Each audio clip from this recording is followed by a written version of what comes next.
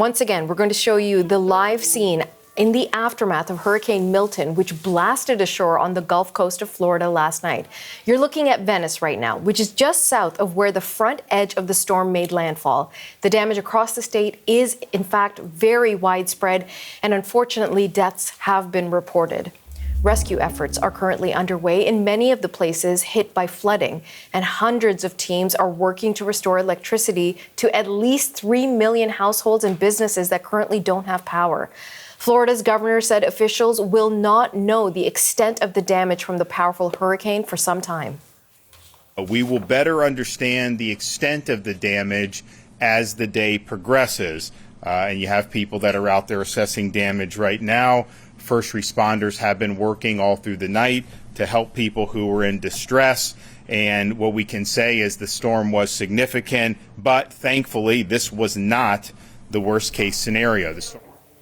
So far, the confirmed deaths are from the tornadoes that hit. Officials in St. Lucie County say 4 people were killed. That's on the Atlantic coast, on the other side of the state from where Milton came ashore.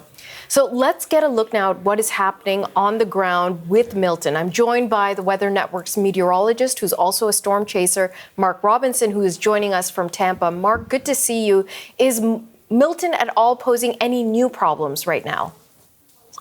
Definitely, not really any new problems, especially here on the West Coast. I mean, it's a bright blue sunny day, but what's happening now is dealing with the aftermath. So a lot of areas without power, a lot of areas in and around the Tampa area without gas.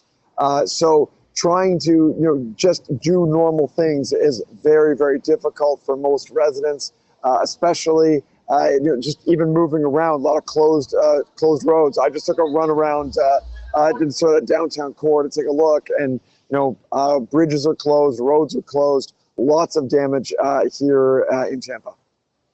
Talk about the fact that the hurricane also spawned so many tornadoes. That was just another thing that officials and residents had to deal with. We know at least 4 deaths have resulted because of those tornadoes. Just talk to us about the fury of the storm at its height. Yeah, I mean, we were in Sarasota, and so we got the eye and both eye walls coming right over top of us. The front side, not as strong, but that back side, the second eye wall, much, much stronger. It did tremendous amounts of damage to where we were. And of course, at the same time, tremendous amounts of rain falling. So, the flooding and just all the collective things that the hurricane threw at us was ominous, was scary. And of course, that was at night, which meant it was very difficult to see. So yeah, just a very difficult hurricane on the residents here in Florida. Mark, let me also ask you about the size of the storm itself, because we were talking about how powerful it was. It was a Category 5, then down to a 4. When it hit, it was a 3, but it was also the sheer size of this thing. How unusual is that?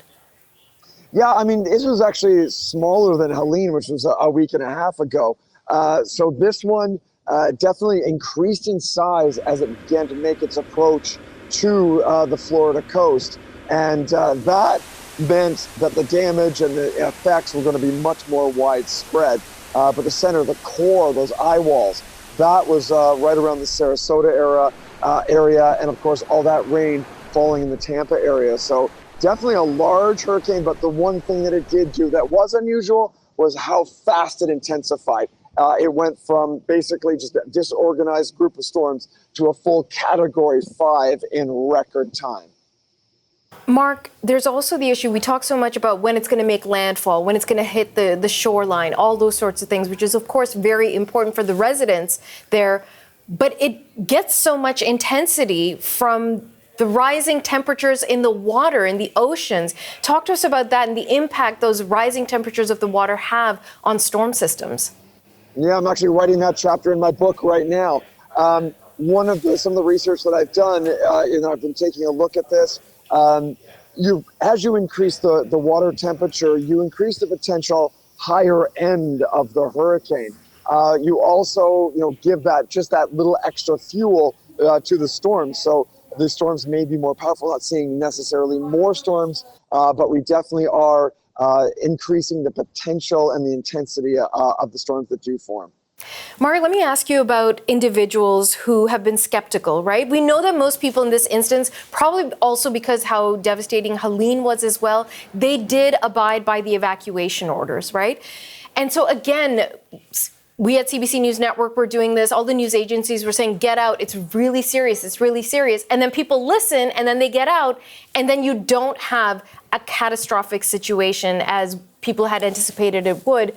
So then does it make it all the more difficult the next time around to have average people just sort of say, okay, well, you know what? Last time it wasn't that bad. I'll just stick it out this time.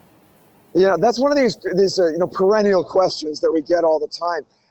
And I think the evidence is there that, yes, it might have happened. People clear out. They didn't, they quote unquote didn't need to, or, it wasn't as bad as they thought.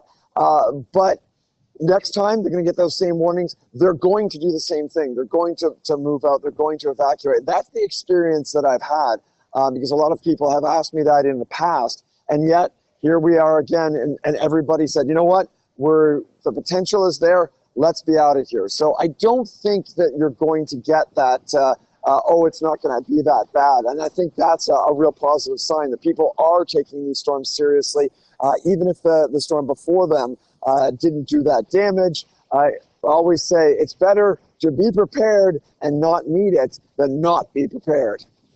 Good advice. Mark Robinson in Tampa, Florida. Thanks so much, Mark. My pleasure.